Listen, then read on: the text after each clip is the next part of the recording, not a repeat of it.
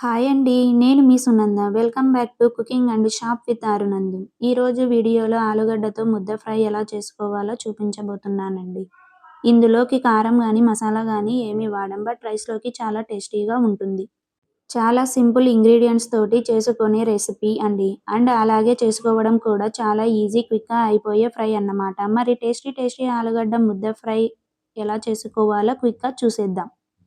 First ఒక pressure cooker తీసుకొని అందులో పావు కిలో ఆలుగడ్డలను శుభ్రంగా వాష్ చేసేసి, ఆలుగడ్డలను మునిగే వరకు వాటర్ పోయాలి. ఒకవేళ మీరు తీసుకున్న ఆలుగడ్డలు పెద్ద సైజులో ఉన్నట్లయితే వాటిని కట్ చేసి, అందులో మరికొన్ని వాటర్ పోసి, ఇందులో కొంచెం సాల్టు, ఆయిల్ వేసి, ఒక 2-3 విజిల్స్ వచ్చే వరకు మీడియం ఫ్లేమ్‌లో ఉడికించుకోవాలి. ఇలా ఉడికిన ఆలుగడ్డలను పొట్టు తీసుకొని మొత్తం స్మాష్ చేసి ఒక ప్లేట్‌లోకి తీసుకోవాలి.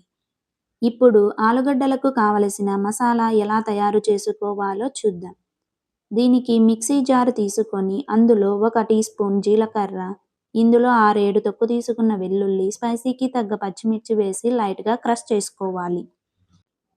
తర్వాత ఒక స్టవ్ మీద ఒక కడాయి పెట్టుకొని అందులో 2 లేదా 3 టేబుల్ స్పూన్ ఆయిల్ వేసి, ఆయిల్ హీట్ అయ్యాక ఒక స్పూన్ ఆవాలు వేసి, ఆవాలు వేగాక సన్నగా కట్ చేసుకున్నటువంటి మీడియం సైజు ఆనియన్ వేసి, ఇందులో 2 రెమ్మల కరివేపాకు వేసి, ఆనియన్ గోల్డెన్ షేడ్ వచ్చే వరకు ఫ్రై చేసుకోవాలి.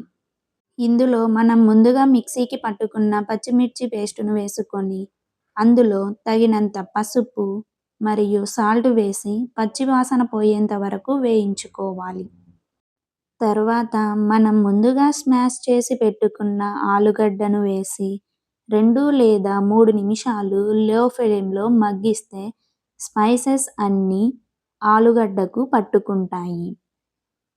తర్వాత ఇందులోకి కసూరి మేతిని గానీ, మీ దగ్గర ఉంటే కొత్తిమీరను గానీ వేసుకొని ఇందులో కలుపుకుంటే రెడీ అవుతుంది ఆలుగడ్డ ఫ్రై. ఇలా వేడి వేడి అన్నంలోకి గానీ, లేదా చపాతీ, రోటీ వాటిలోకి తీసుకుంటే చాలా టేస్టీగా ఉంటుంది. మనం ఎప్పుడూ ఇంట్లో పొడి పొడిగా చేసుకునే ఆలుగడ్డ ఫ్రై కాకుండా ఇలా పచ్చిమిర్చి మసాలా చేసి ముద్దవేపుడు చేయండి. చాలా బాగుంటుంది. ఇంట్లో పిల్లల నుండి పెద్దల వరకు అందరూ చక్కగా లైక్ చేస్తారండి. డెఫినెట్‌గా ఈ రెసిపీని మీరు కూడా ఇంట్లో ట్రై చేయండి. ట్రై చేశాక ఈ రెసిపీ మీకు ఎలా వచ్చిందో అనేది నాతో ఖచ్చితంగా కామెంట్‌తో షేర్ చేయండి. మరిన్ని రెసిపీల కోసం మా ఛానల్‌ని సబ్స్క్రైబ్ చేసుకోండి. Thank you for watching.